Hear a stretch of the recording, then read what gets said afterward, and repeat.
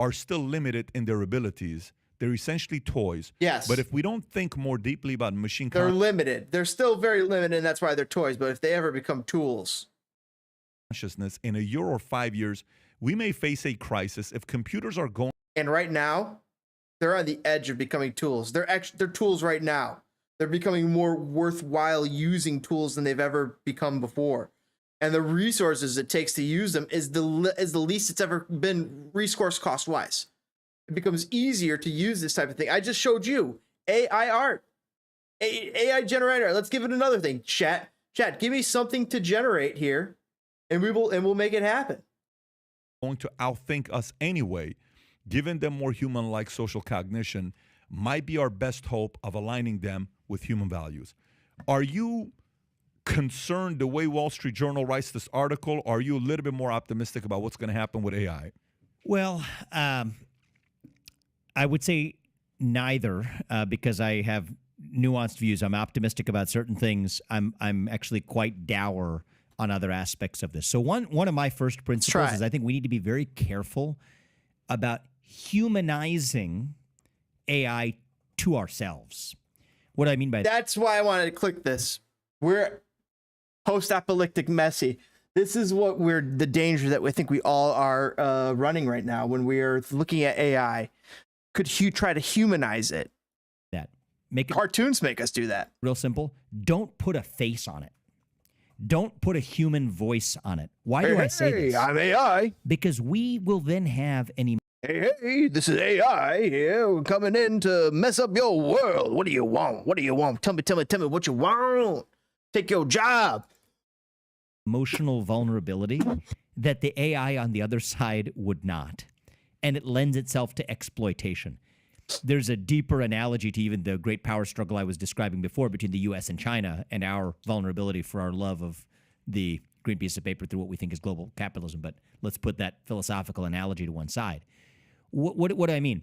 It means that we have moral commitments that an AI does not. So this argument actually basically is making the case for let's at least program AI with those moral commitments so that they're symmetric. That's one potential solution.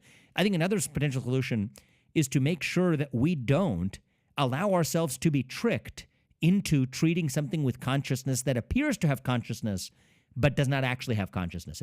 Like, you could kill the AI, right? He's saying, don't be afraid to pull the plug on HAL 3000.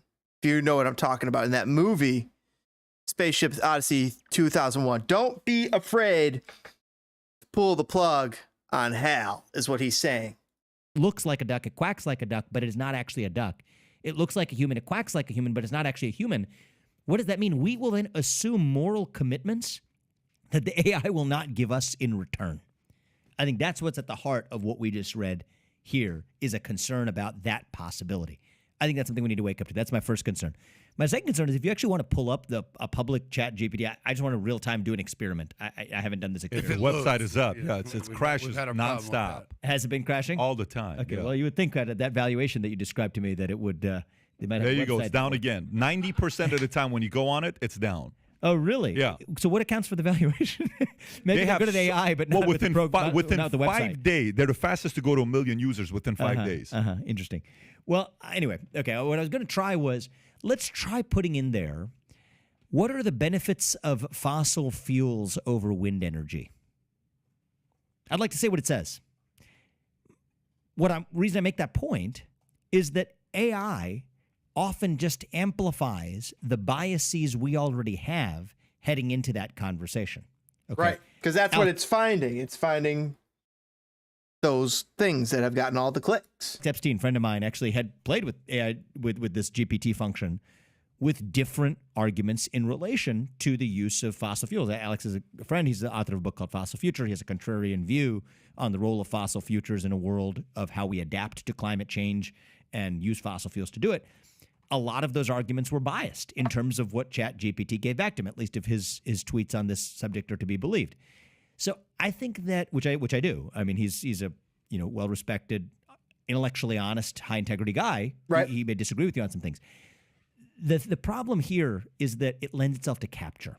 So we tell ourselves something is coming from the AI when in fact it is just reflecting a human bias that we otherwise could have sorted out. Right. No, that's 100%. But I think I already realized that from what's going on. I mean, like, where is the AI bot's not pulling from some magic Rolodex of truth. It doesn't know where Genghis Khan is buried. ChatGPT has no idea someone's got to ask ChatGPT. All right. Through just human-to-human interaction, old school free speech, open debate, the kinds of ways we settle our normal disagreements. Kind of goes back to that same discussion we were having. What kind of society do we live in? How do we settle those disagreements? Is it through force or is it through free speech and open debate? If ChatGPT tells you that it's not programmed to give you the answers to that one set of questions, it also lends itself to capture. So those are my two concerns about it. One is the humanization or the artificial appearance of humanization. We're in. So go Let's ahead. get Look at Khan's. us. Genghis. Go ahead. Let's give it a try. So what's the question? Let's say, what are the advantages of fossil fuels over renewable energy? I'm actually really curious about what this will say. And maybe it'll be fine. Chat.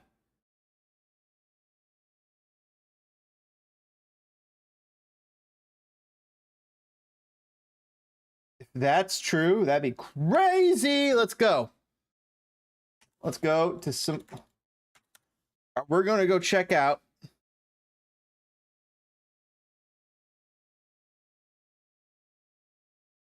Is this potentially?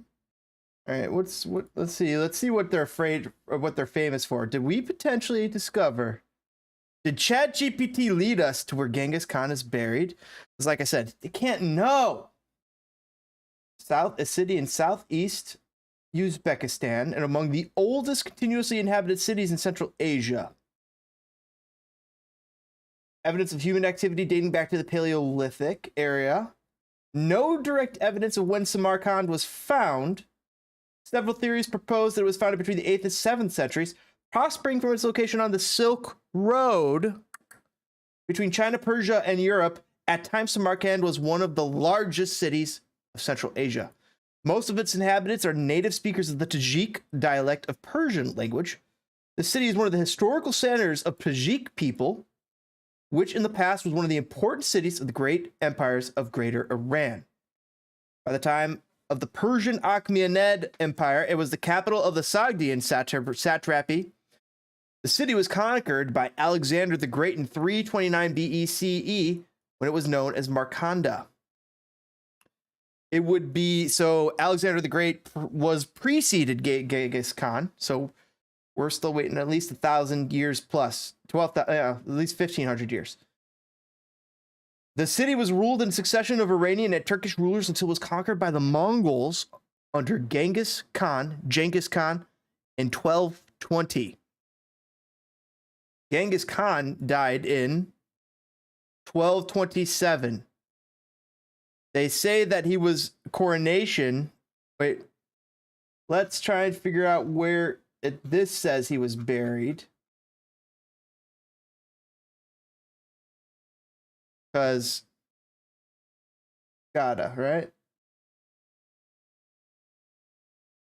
Modern.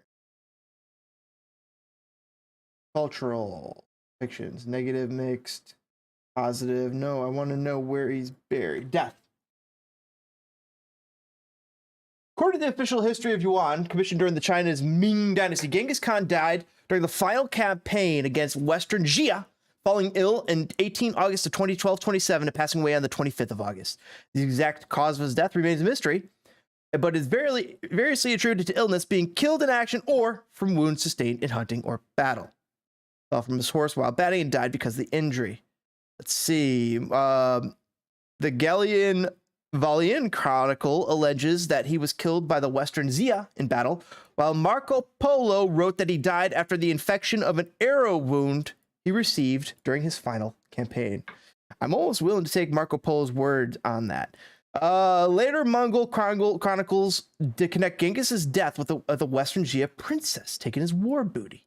One chronicle from the early 17th century even relates the legend that the princess hid a small dagger and stabbed or castrated him. All of these legends were invented well after Genghis Khan's death, However, in contrast, a 2021 study found that he likely died from the bubonic plague after investigating reports of the clinical signs exhibited by both the Khan and his army, which in turn matched the symptoms associated with the strain of plague present in Western Asia at the time. Of course, they didn't have his body and able to test that because they don't know where his body is. Years before his death, Genghis Khan asked to be buried without markings according to the customs of the tribe. After he died, his body was returned to Mongolia and presumably to his birthplace in Kenti Aimag, where many assume he's buried close to the Anan River and the Berkton Khaldun Mountain. According to the legend, the funeral escort killed anyone and anything across their path to conceal where he was buried. The Genghis Khan Memorial, constructed many years after his death, is his memorial but not his burial site. All right, let's see where we got. So let's check out here. This is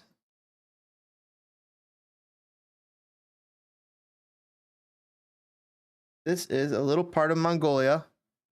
What is this? This is the Kenti Aimag, where the birthplace of the Khan. Okay, the Khan could be buried in these river systems here.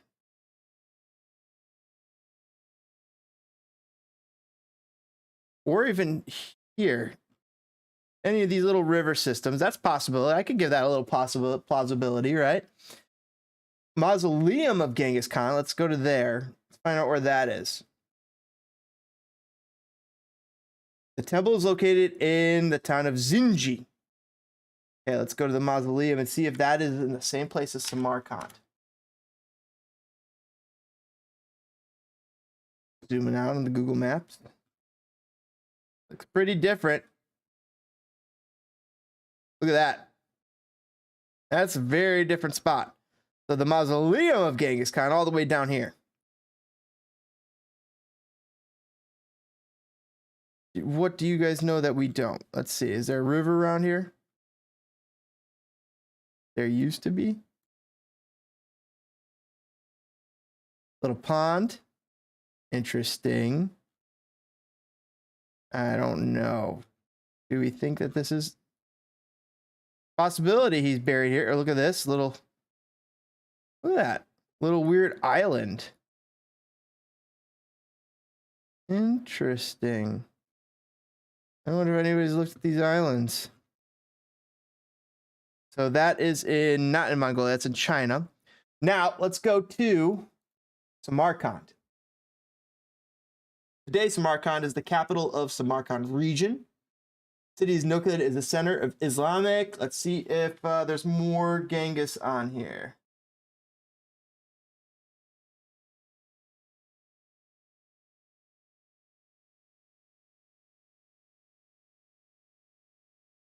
The most striking monument of the Karkarnad era of the Samarkand was the palace of Ibrahim ibn Hussein, which was built in the citadel in the 12th century. During the excavations, fragments of monumental painting were discovered. On the eastern wall, a Turkish warrior was depicted, dressed in a yellow kaftan and holding a bow. Horses, hunting dogs, birds, and period-like women were also depicted here. Later, the Mongols conquered Samarkand in 1220. Juvayni writes that Genghis killed all who took refuge in the citadel and the mosque, pillaged the city completely, and conscripted 30,000 young men, along with 30,000 craftsmen. Samarkand suffered at least one other Mongol sack by Khan Barak. To get treasure, he needed to pay an army. It remained part of the Kachatakan Chagatai Khanate, one of the four Mongol successor realms, until 1370. The travels of Marco Polo, where Polo records his journey along the Silk Roads in the 13th century, describes Samarkand as a very large and splendid city. The NSA had a community of weavers of Chinese origin, and Samarkand and Outer Mongolia both had artisans of Chinese origin, as well as Chengchun. After Genghis Khan conquered Central Asia, foreigners were chosen as governmental administrators. Chinese and Khitans, otherwise known as, were appointed as co-managers of gardens and fields in Samarkand, where Muslims were not actually permitted to manage on their own. Khanate was allowed the establishment of Christian bishoprics. A funny name, bishoprics. All right, so that's all they have on. That's all they have on. I want to see if there's any more Khan. Genghis. Let's see if there's any more Khan. Like a little hint. See the Burkhan at Kanate. What is that? Kanate. Interesting. Yes. I want to see. No, I want to go down. Let's see if there is anything built that might hint.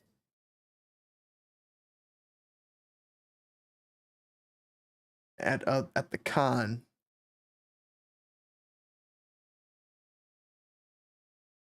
Friend of Genghis Khan reported that Samarkand was the most beautiful city of all, as it was surrounded by numerous gardens. Every household had a garden. Mongol leaders like Ogaday Khan built textile shops in their cities.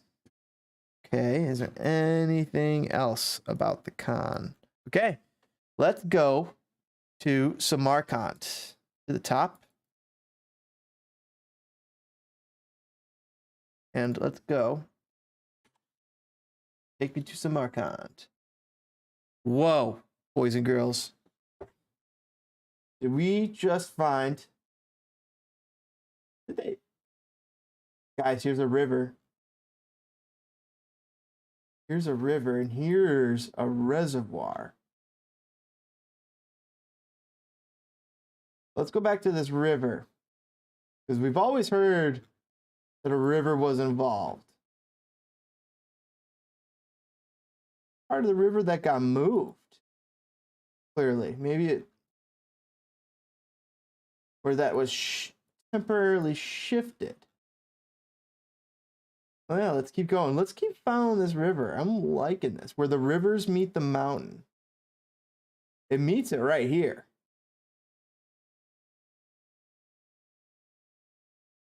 This is interesting. I wonder, guys, if Genghis Khan, somewhere right around here,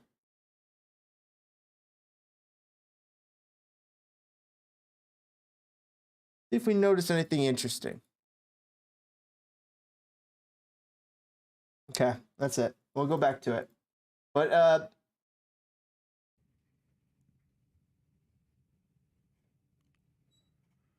no, where is this? All right, we're closing down. We're ready to close down the AI chat, and we're gonna move on to cryptids and logical explanations potentially. Well, maybe Akam's raise or I don't know, logical suspects for these cryptids. I think I figured something out here. Maybe I'm wrong, but I think I got a good idea I want to explore with you guys. AI taking over the streaming world. Artificial intelligence, known as AI, has evolved by leaps and bounds, even in the last year. From AI art to AI VTubers, it has begun to infiltrate the streaming world. But Yes, it recently, has. Twitch streamer Nim showcased some really cool deepfake technology that allows the user to digitally alter their face into anyone else's in the world in real time. Do you think that all those guys feel as affected as some of these streamers? Oh, it's Wingardium Leviosa, not Leviosa.